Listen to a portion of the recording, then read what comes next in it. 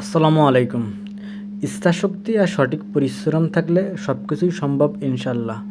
দেখতে পাচ্ছেন এইখানে এটা অনাবাদি জমি বললেও চলে, কারণ এইখানে ফেলানো থাকে। তো এখানে কি পরিমাণে লাউ আপনার ধরছে, আর অবশ্য আপনারা এরকম পরিবেশে রোপণ করেন আর অন্য জায়গায় রোপণ করেন।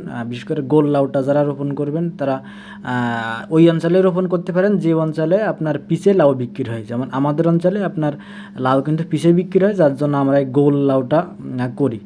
আর যদি যে এলাকায় আপনার লাউ ওজনে বিক্রি হয় তারা অবশ্যই আপনার লম্বা লাউটা রোপণ করবেন, কারণ আপনার হচ্ছে লম্বা লাউটা ওয়েট বেশি হয় আর গোল লাউটা আপনার ধরে বেশি কিন্তু ওয়েট কম হয়। তো আমাদের অঞ্চলে যেহেতু লাউ পিসি বিক্রি হয়, কেজিতে বিক্রি হয় না, যার জন্য আমরা গোলটাই করি, কারণ গোলটা দেখতে পাচ্ছেন স্কিনে প্রচুর পরিমাণে ধরে।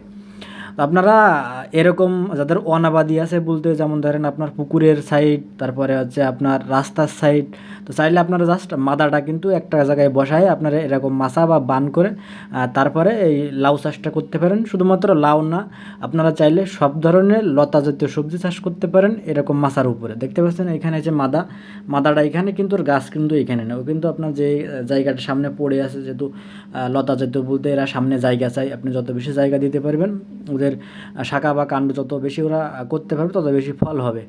আর নিচে দেখতে পাচ্ছেন এখানে আসলে ধানের জমি, এই সাইডে তেমন কিছু হয় না। স্বাভাবিকভাবে আপনার একটা ভান যদি 5-6 ফিট হয়, তো 5-6 ফিটে তেমন নিচে যে আপনি যদি এখানে ধানও থাকতো, ধানেও খুব একটা সমস্যা হতো না, কারণ আমার ভিডিও যারা কন্টিনিউ দেখেন তারা অলরেডি দেখছেন যে আমি ধানের উপরেও কিন্তু আমার এরকম মাছা সবসময় 12 মাসই থাকে। এরপর আমার ওই সাইডে যে ধান কম হয় এরকম না, এমনকি আরও গাছটা ভালো হয় আর কি। আমার গরুর খামারের জন্য বিচুলি বেশি হয়, আমার জন্য সুবিধা হয়। আপনারা চাইলে এইভাবে কাজে লাগাইতে পারেন। একটু পরিশ্রম করলে আল্লাহর কাছে চাইলে আল্লাহ সব কিছু দেবে ইনশাল্লাহ। এরকমটা আপনারা কাজ করতে পারেন।